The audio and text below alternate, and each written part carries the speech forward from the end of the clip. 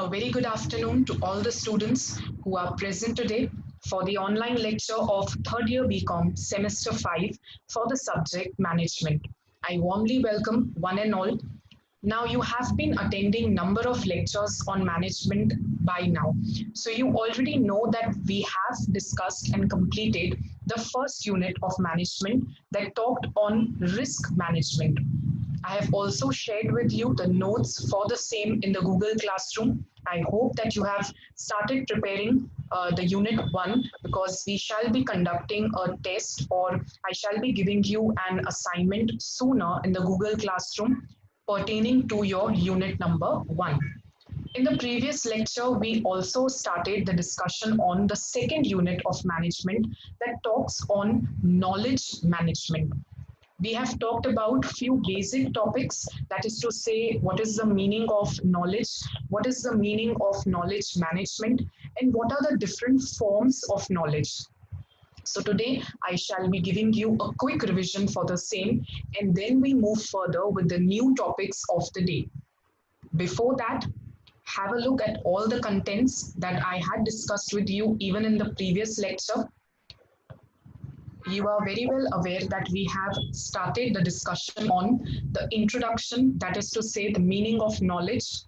I had explained you the different forms of knowledge and what is the meaning of knowledge management.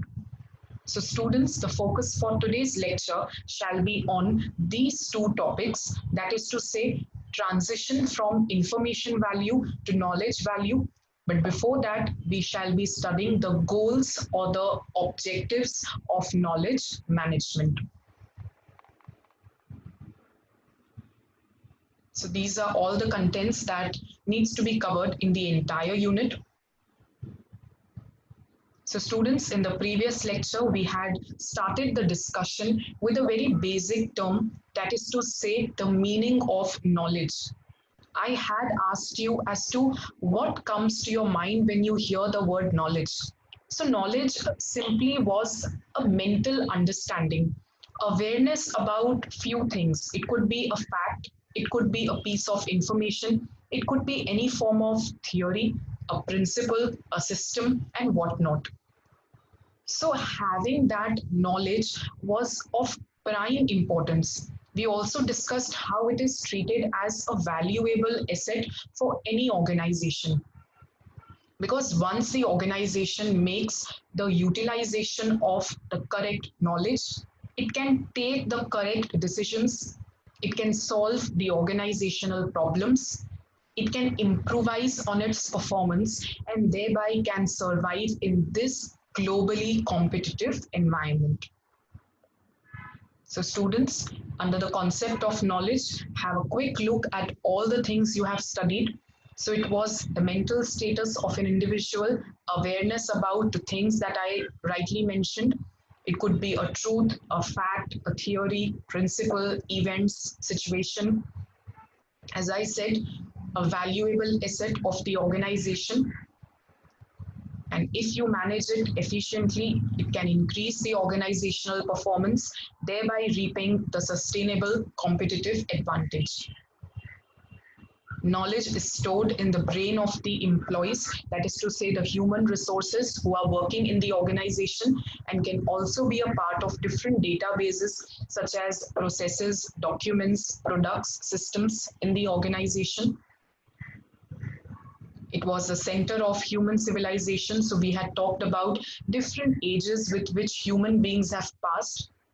But knowledge is considered to be the center of human civilization, because even we as individuals, when we possess the knowledge, we make the maximum use of it, it is definitely going to add value to our own behavior. So I hope that you are clear with what we studied pertaining to knowledge. Now, there were different forms or different types of knowledge that we have studied.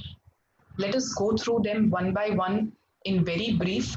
The first form that you had studied was the implicit knowledge. When I say implicit, I hope you remember it was something intangible and invisible. It was not something that is readily available in form of a database, or it is not stored in a computer, but it is something that is generated from one's own experience. A person's experience, maybe from his personal life or work life or some sort of training that he has received, is implicit knowledge. While the second was explicit knowledge, something opposite to what you studied in implicit. Explicit knowledge would be that knowledge which is very clear, it is recorded, it is codified in any form of a database, could be in a form of audio, video, a text file, could be stored in the computer of an organization. But these are readily available to the public. They can make use of it and they can use it as and when required by them.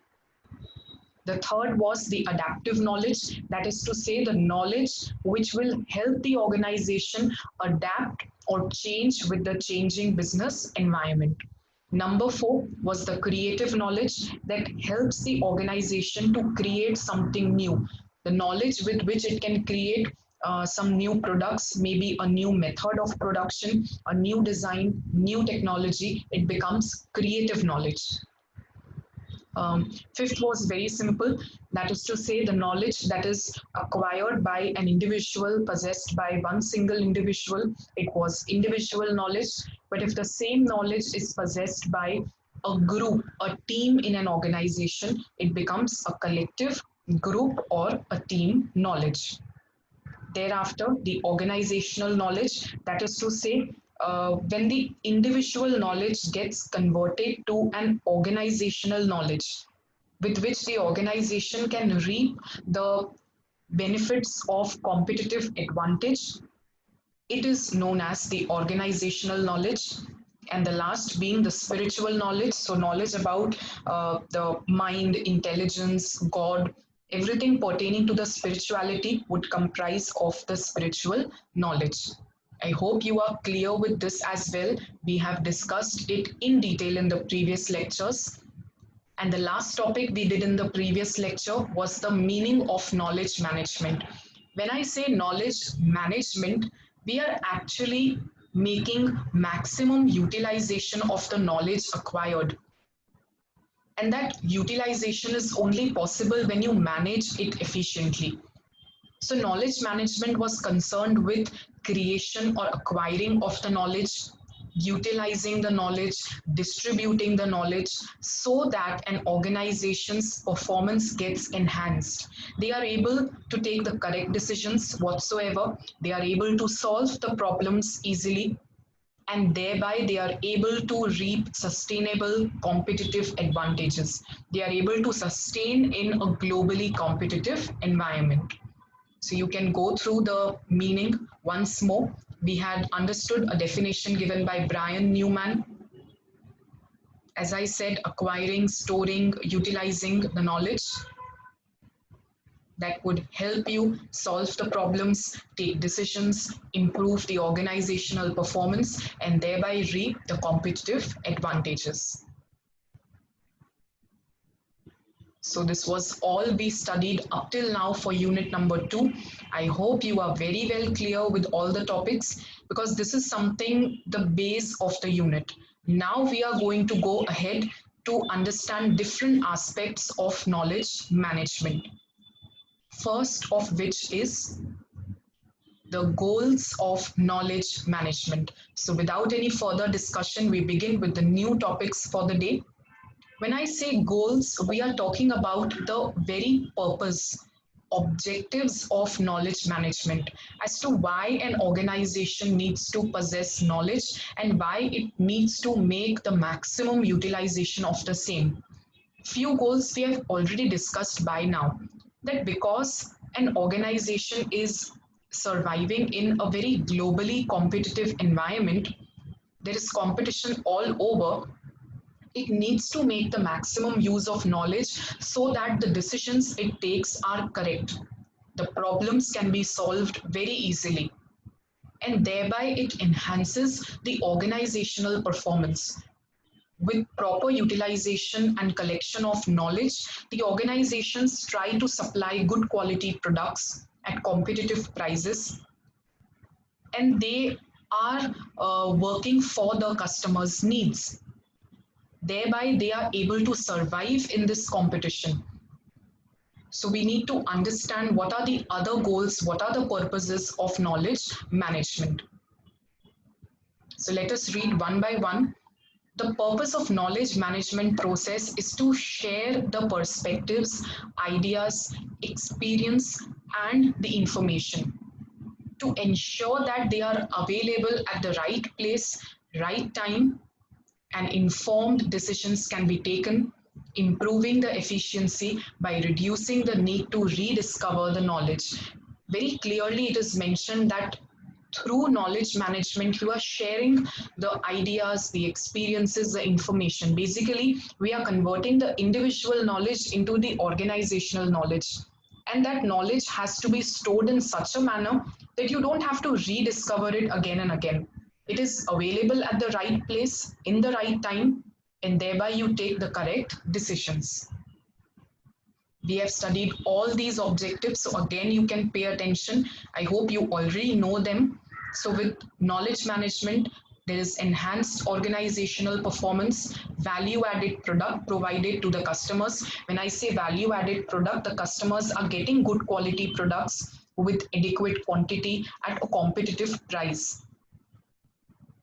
Next is to take matured decisions and thereby availing the competitive advantages, such as providing goods at a better quality, innovating something new, making modifications, lower cost, and thereby to be customer responsive. So, as an organization, knowledge management has these many objectives. Let us see the other goals of knowledge management. So, as I said, it improves the quality of management decision making because you have reliable and secured knowledge. So, with the help of this reliable knowledge, you can take the correct decisions. You know that the decisions taken are correct because the base of it is itself reliable. It is not based on some wrong data or wrong information. It will enable the service provider to be more efficient and improve the quality of service, thereby increasing the customer satisfaction. As I said, with proper knowledge, you are able to get more customer responsive. You are able to satisfy the needs of customers by giving proper quality products and excellent services whatsoever. There has to be a clear and a common understanding among the staff members regarding the value that their services provide to the customers and the ways in which benefits are realized from the use of those services. So, with proper knowledge, there would be a clear and a common understanding as well. Number 4, the goal of knowledge management is also maintaining SKMS, that is Service Knowledge Management System.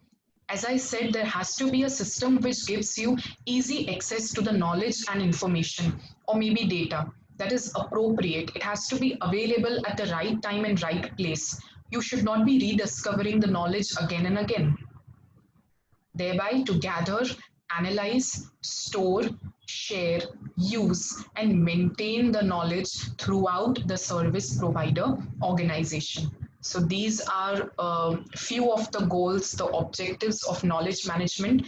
If I had to sum up the answer pertaining to the goals, we can just understand one thing, that with effective knowledge management or the utilization of knowledge management emphasizes on increased organizational performance by taking the correct decisions, by solving the problems rightly, and by able to reap sustainable competitive advantages. So these are the main goals we can say of knowledge management. You want that the right information is available at the right time to everybody. Information that is reliable and that is secured. So I hope that you are clear with all the different objectives of knowledge management as to why knowledge has to be managed, why it has to be utilized optimally. Moving further, we take up the next topic for the day, that is transition from information value to the knowledge value. A bit intricate but interesting to understand as well. When I say transition, we are talking about the transformation from an individual's personal knowledge to the knowledge of the organization. While studying the forms of knowledge in the previous lecture and also today when we did a revision, you have come across two words. First was the implicit knowledge, and the second one was the explicit knowledge. Implicit knowledge, or what you also call it as the tacit knowledge, is something pertaining to an individual's experiences, which he has understood, which he has learned from his own experiences. It is not stored somewhere. But on the other hand, explicit knowledge was something that is clear, codified, documented, and readily available to anyone and everyone. So, how does the individual knowledge get converted to the organizational knowledge will be taught to you by this topic. It actually shows a circular movement between these two types of knowledge. That is to say, from implicit to explicit, and again taking a circle and going back to the implicit knowledge. So, how it gets transformed, how it gets converted, what is the movement between the two, we shall be understanding in this particular topic. So let us begin, students, and pay more attention to this topic so that you are able to understand it very clearly. As I said, personal knowledge can become organizational knowledge through the dynamic interaction between the implicit, that is also known as the tacit knowledge, and the explicit knowledge. So when we are talking about knowledge creation, we are actually talking about the dynamic interaction between these two knowledge, how one gets converted to the other. And this dynamic process is the essence of knowledge creation in an organization. The process of knowledge creation is based on a double spiral movement. Double spiral movement, in a way, it is showing a circular movement between the implicit and the explicit knowledge. The double spiral movement I shall also be showing you by the end of the lecture in the form of a diagram. So stay tuned up till that. When you are learning this topic, that is to say, when you are learning the transition of knowledge, you have to understand four modes of it. There are four steps that are to be taken one by one in order to transform the knowledge. So the four modes, you can just have a look and then we will discuss them in detail. The first mode or the first step is socialization. When I say socialization, it is implicit to implicit only. That is to say, from individual implicit knowledge to the group implicit knowledge. How it is getting converted, we shall be looking to it in detail. So right now, you just pay attention to those words. The second mode is externalization. So now we are moving from implicit to the explicit knowledge. How and why we shall be looking. Number three, the third mode is combination. So from this explicit knowledge that was created in mode number two, you are creating a more systematic explicit knowledge. And lastly comes the internalization, where from explicit knowledge, we again move to the implicit knowledge. So at least just by having a look at all the four modes, you might have understood one thing, how there is a dynamic interaction and how there is a double spiral movement from the implicit knowledge to the explicit knowledge. How we began with implicit knowledge and we also ended up at implicit knowledge. So I hope you remember the four modes: socialization, externalization, combination, and internalization. So let us discuss every mode in detail. Very interesting to understand, but pay your keen attention.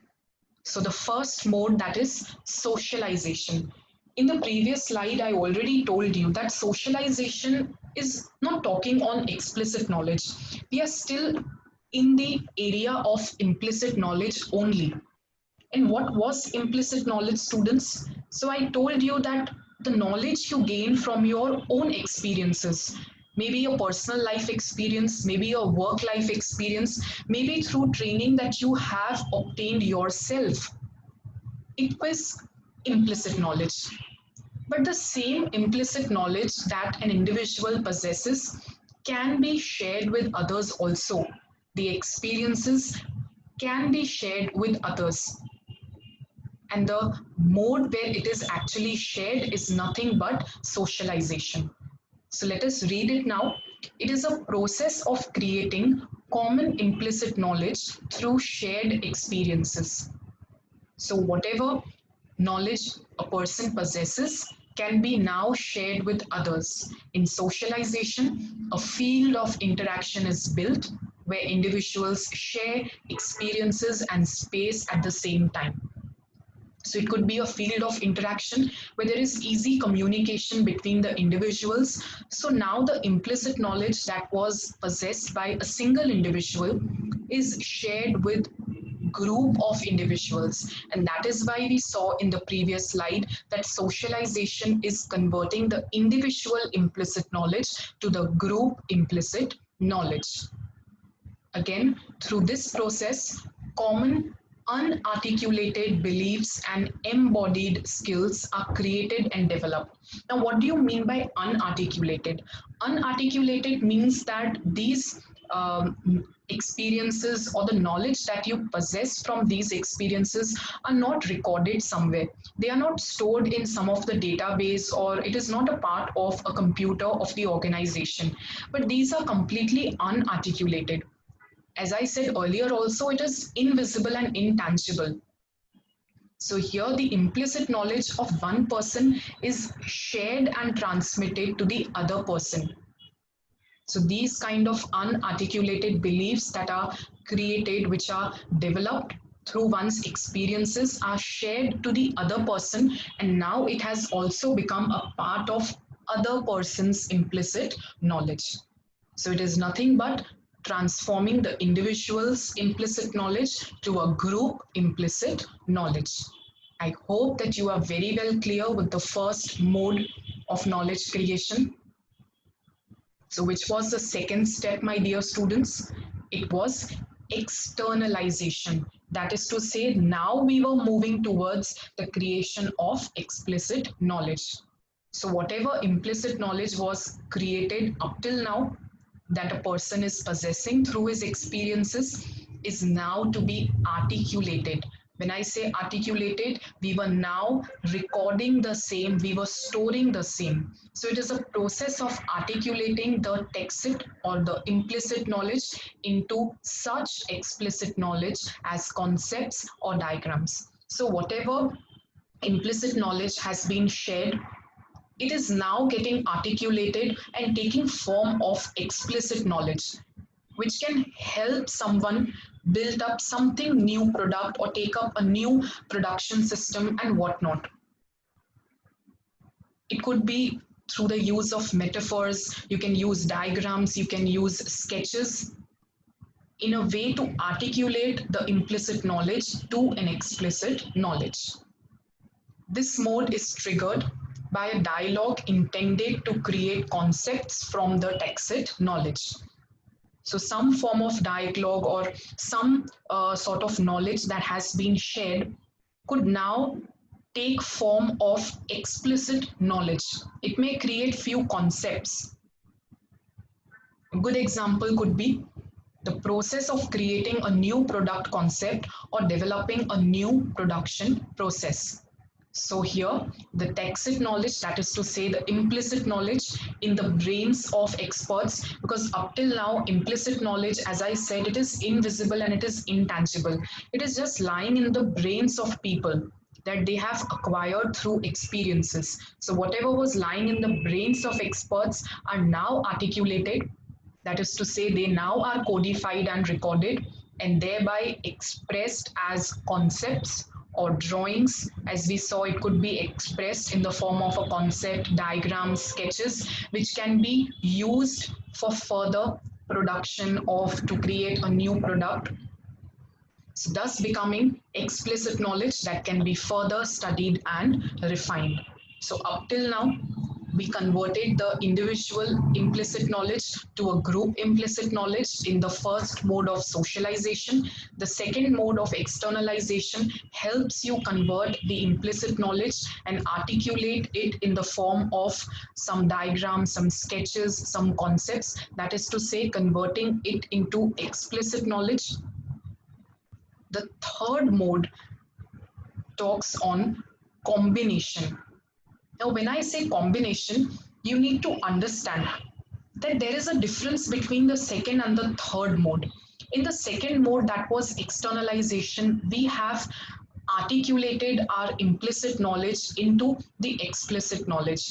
That is to say, we have converted it and it has taken form of some concept.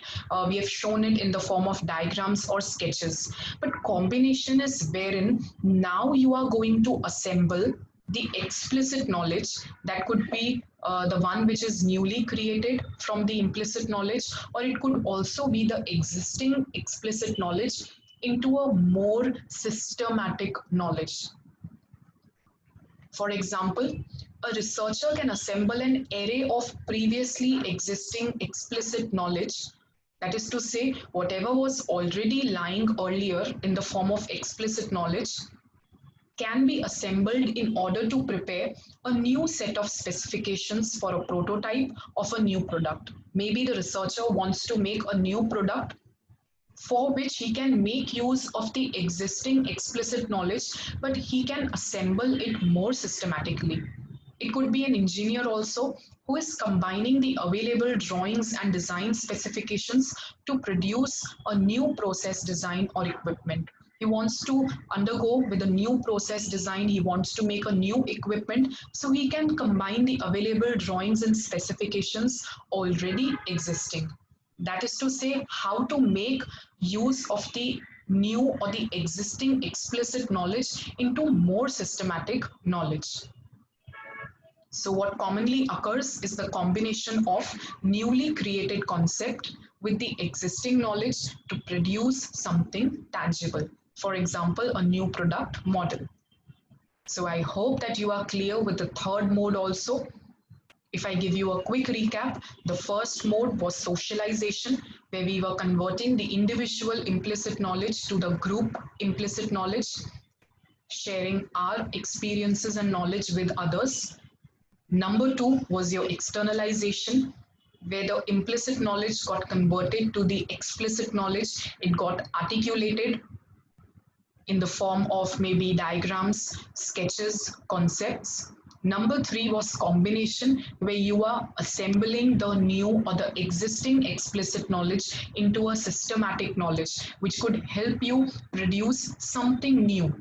Could be a new product, could be a new process design, a new equipment. The last but not the least mode of knowledge creation is internalization. This is again very simple to understand. Internalization is basically, now you have reached up to the systematic use of explicit knowledge. You need to now convert the same into one's implicit knowledge, personal knowledge. I told you in the beginning of the question also that we started from implicit knowledge, we end also on the implicit knowledge. Now, whatever information, whatever knowledge is there with us, readily available to us, maybe in the form of audio, video, text file, maybe a database, maybe stored in the computer, we have the explicit knowledge readily available. The same knowledge, when we try to learn, we try to use it, we try to practice the same, it becomes a part of our own knowledge. That is to say, it becomes a part of our implicit knowledge. I would give you a simple example over here. Whenever you buy a new machine or you buy a new equipment, it comes with a manual to it. There is a booklet you always find with it, which shows you how would you use that equipment. So definitely the booklet, the manual that you have, it is an explicit knowledge. It has been clearly recorded in that book. But once you start reading that, Once you start using it, you are learning by actually doing it. It becomes a part of your implicit knowledge. It is now a knowledge that you have acquired through the experience of using it. So this is the stage which shows you the conversion of the explicit to the implicit knowledge. So let us read.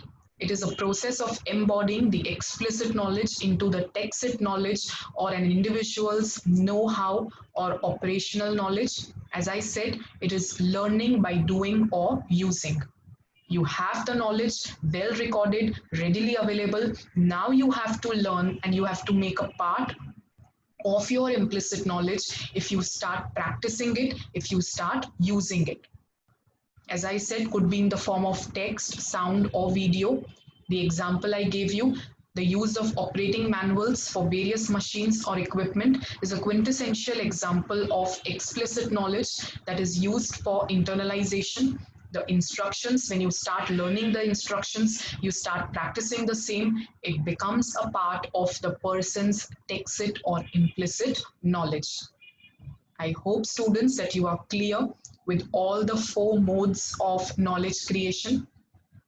As I said, I would show you the double spiral movement, that is to say, the circular movement between the implicit and the explicit knowledge through a diagram. So I would give you some time, have a look at the diagram. You can see tacit knowledge at the top getting converted to explicit knowledge that gets systematized, and lastly again getting to the tacit or the implicit knowledge. So the first process you can see, socialization, where through shared experiences it is creating the implicit or the tacit knowledge. An individual shares experience, the group possesses now the implicit knowledge. Externalization, that is to say, now we are articulating the implicit knowledge.